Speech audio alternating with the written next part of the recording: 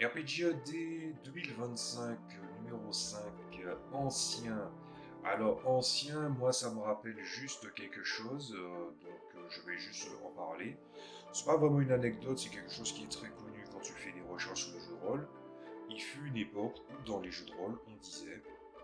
les jeux de rôle, bah, il y a certaines règles qui ne vous plaisent pas, il y a des règles qui vous dérangent ou que vous pensez que ça va à l'opposé du fun que vous entendez avoir dans la partie, n'hésitez pas à l'enlever. Ah bah, dites-vous qu'à une époque, c'était quelque chose qui était à peu près une base commune. Et en quelque part dans les années 2000, jusqu'à une espèce de résurgence aux alentours de 2017-2018 à peu près, c'est que ça a commencé à revenir dans les manuels de jeux de rôle. Et c'est revenu souvent avec cette expression, c'est vous êtes les maîtres des règles et pas leurs serviteurs. Et je pense que c'est très important de ramener ce message-là, ce message selon lequel un jeu de rôle n'est pas une espèce de bible que tu vas respecter à 100%, c'est une construction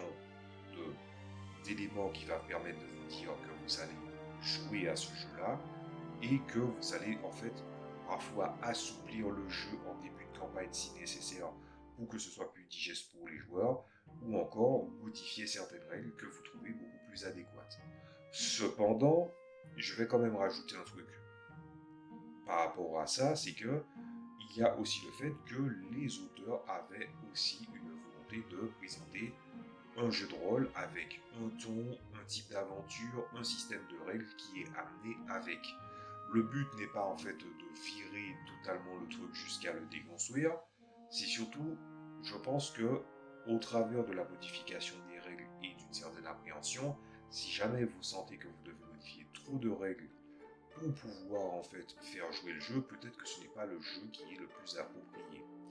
Mais si vous considérez que le pitch du jeu vous a intéressé, quand vous allez faire vos modifications, quand vous allez assouplir le jeu ou quand vous allez essayer de faciliter les choses avec peut-être d'autres mini-systèmes que vous allez créer, n'hésitez surtout pas à, en fait, à vous poser la question quelle était l'idée générale du jeu. Alors, je sais que ça peut pas tellement varier parce qu'il y a certains types de jeux comme l'action-aventure dans des mondes de fantasy